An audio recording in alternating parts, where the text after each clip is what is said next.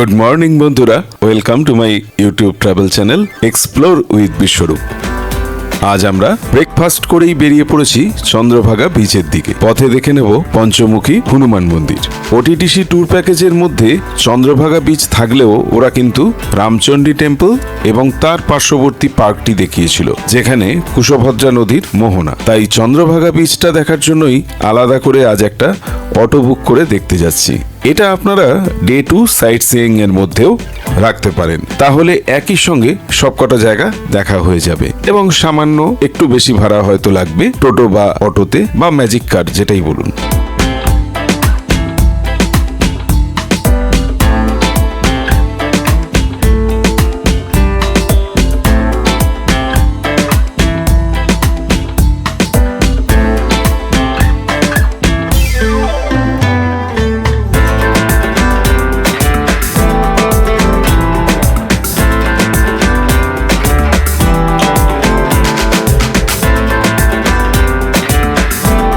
এই কোনার্ক যাবার রাস্তাটা এক কথায় অপূর্ব সুন্দর, অপূর্ব, অসাধারণ, মনোমুগ্ধকর একটি রাস্তা। দুপাশে বড় বড় গাছ আর মাঝখানে রাস্তা। প্রকৃতির মাঝখানে পাখনা মেলে উড়ে চলেছি। অনেকেই রাস্তাতে দাঁড়িয়ে পড়েন শুধুমাত্র ছবি তোলার জন্য, একটু ফিল করার জন্য এখানকার সৌন্দর্যকে।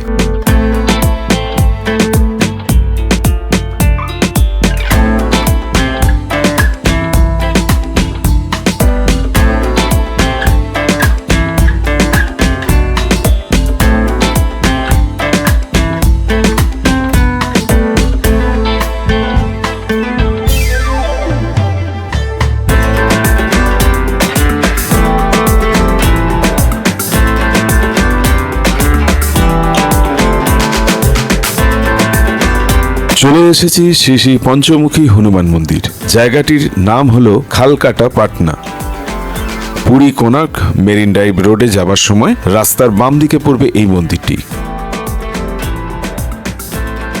হিন্দু শাস্ত্র মতে পঞ্চমুখী হনুমানের মূর্তি অশুভ শক্তি এবং নেতিবাচক প্রভাব থেকে রক্ষা করে এবং সুখ, সম্পদ ও সমৃদ্ধি প্রদান করে। রামায়ণ অনুসারে অহিরাবণকে বধ করার জন্য ভগবান হনুমান এই পঞ্চমুখী রূপ ধারণ করেছিলেন। হনুমান জয়ন্তী, রামনবমীর মতো উৎসবগুলোতে এখানে ভক্তদের বিপুল সমাগম ঘটে। বর্তমানে এই মন্দিরটি এএসআই বা আর্কিওলজিক্যাল সার্ভে অফ ইন্ডিয়ার অধীনে রয়েছে। কোনার্ক এবং চন্দ্রভাগা বিচ দেখতে যাবার পথে এই মন্দিরটি অবশ্যই দর্শন করতে ভুলবে না। এই প্রসঙ্গে বলে রাখি একটা কথা, পাকিস্তানের করাচিতেও একটি ঐতিহাসিক পঞ্চমুখী হনুমান মন্দির রয়েছে, যা প্রায় 1500 বছরের পুরনো বলে মনে করা হয়।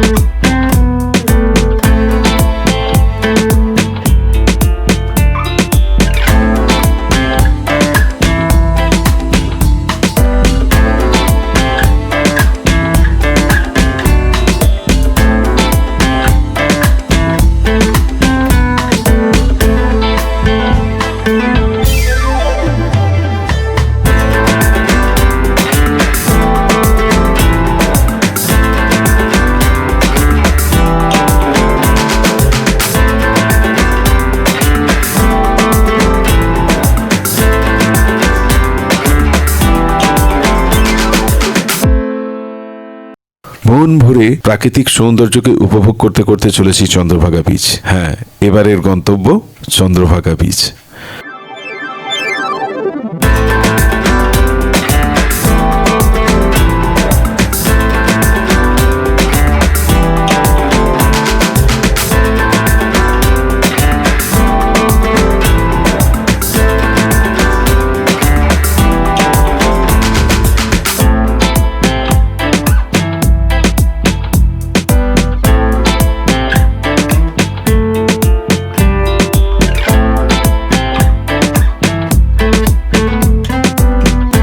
কোণার্ক থেকে 3 কিলোমিটার পূর্বে অবস্থিত এই বিচ।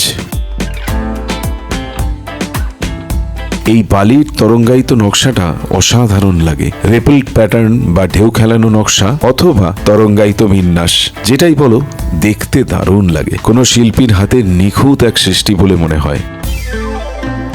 এই বিচ সম্পর্কে কয়েকটা কথা তোমাদের বলে রাখি। এই চন্দ্রভাগা বিচ ভারতের প্রথম এবং এশিয়ার প্রথম blue flag certified beach. Puri থেকে এর দূরত্ব প্রায় 30 কিলোমিটার।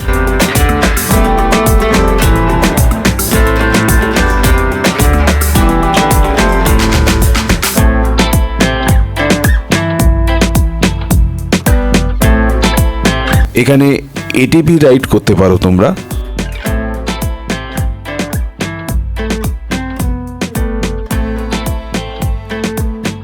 প্রাচীনকালে এই বিচে এসে সমুদ্র স্নান করলে কুষ্ঠরোগ নিরাময় হতো প্রাকৃতিকভাবে, এরকম জনশ্রুতি আছে।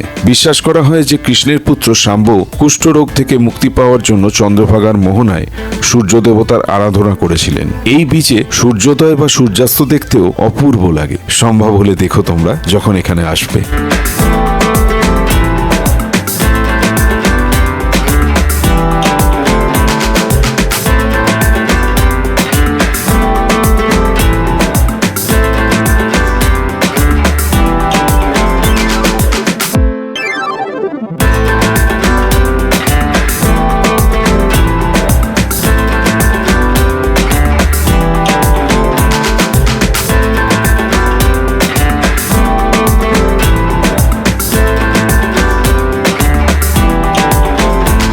এই বিচে দেখবে সমুদ্রের ঢেউ যখন বিচ থেকে ফিরে যায় তখন ঢেউয়ের সঙ্গে ভেসে আসা ফেনা ছেড়ে যায়, সেগুলো সঙ্গে সঙ্গে হাওয়ার সাথে পেঁজা তুলোর মতো উড়ে যায়। এটা কিন্তু অন্যান্য বিচে সেভাবে দেখিনি আগে।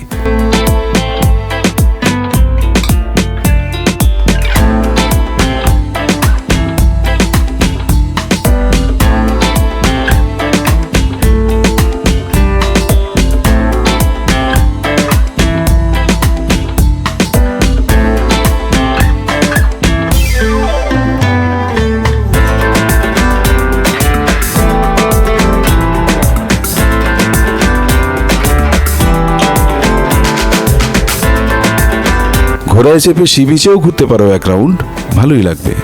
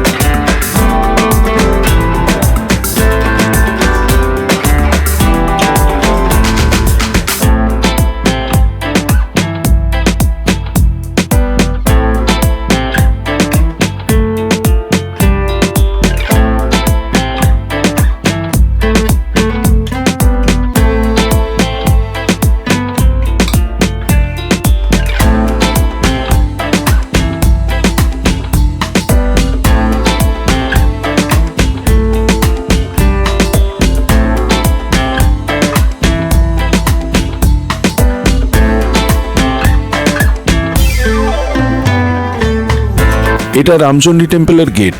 গতকাল ওটিডিসির প্যাকেজে ঘুরে গিয়েছি এখানে। আগের পুরী এপিসোডে দেখানো আছে, যারা পুরী ভ্রমণের সবকটা পার্ট এখনও দেখে উঠতে পারোনি তাদেরকে বলবো অবশ্যই একবার দেখো, আশা করছি ভালো লাগবে।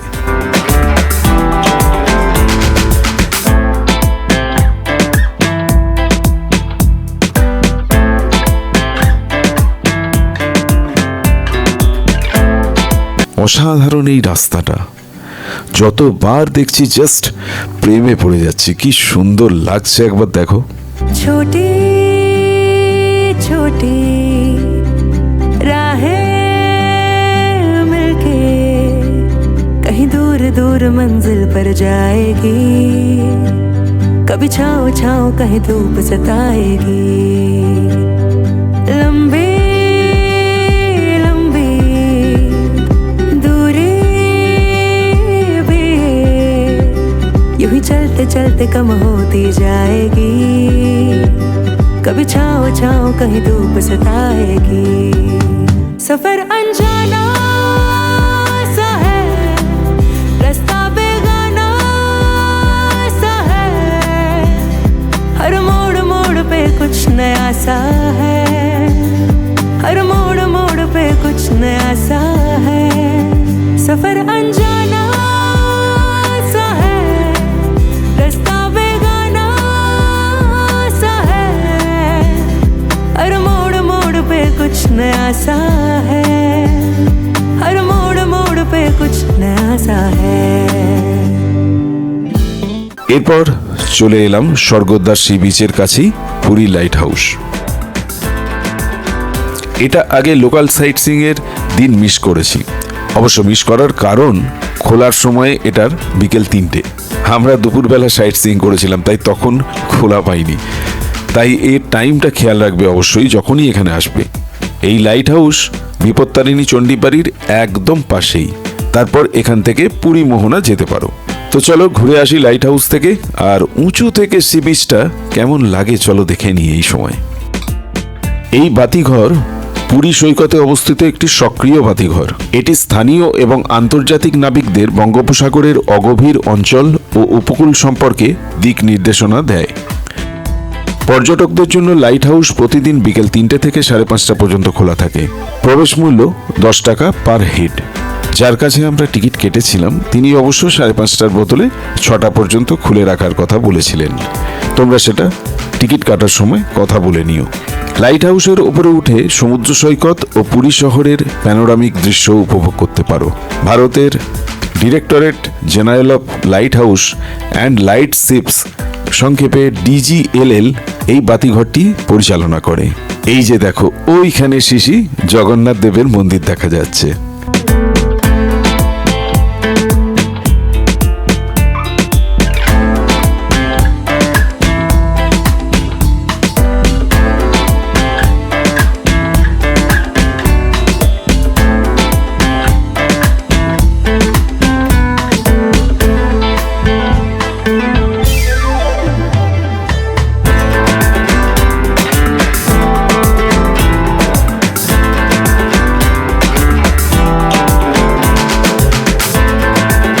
সূর্যি মামা পাটে গেছে, গোধূলির শেষ লগ্নে সমুদ্র আকাশ মিলেমিশে এক অভূতপূর্ব ল্যান্ডস্কেপ তৈরি করেছে। কি অসাধারণ লাগছে একবার দেখো।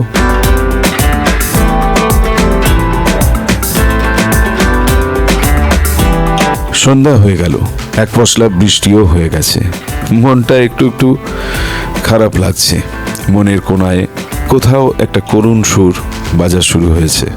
অদ্য শেষ রজনী পুরীতে, আজ রাতের ট্রেনে ফিরে যাব। আজ শুভ বিজয়া দশমী। সকলকে শুভ বিজয়ের আন্তরিক শুভেচ্ছা ও অভিনন্দন। আবার একটা বছরের অপেক্ষা। বছরে একবার তো জগন্নাথ দেবের সাথে দেখা করতেই হবে। চলো এবার পুরীর সি বিচের সাইডে একটু মাটির ভাঁড়ে চা খাওয়া যাক। খুব সুন্দর চা করেন এই ভদ্রলোক।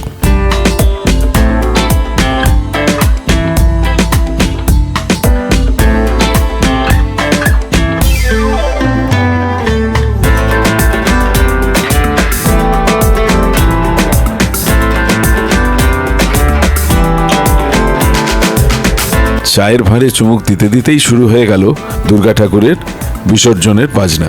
পুরীতে এই প্রথমবার দুর্গা ঠাকুরের বিসর্জন দেখছি। চলো তোমরাও একবার দেখো এখানকার বিসর্জন। অদ্ভুত একটা ফিলিংস হচ্ছে। পশ্চিমবঙ্গ থেকে, নিজের পাড়া থেকে এত দূরে এসে মা দুর্গার এরকম বিসর্জন দেখছি, এটা একটা আলাদাই প্রাপ্তি।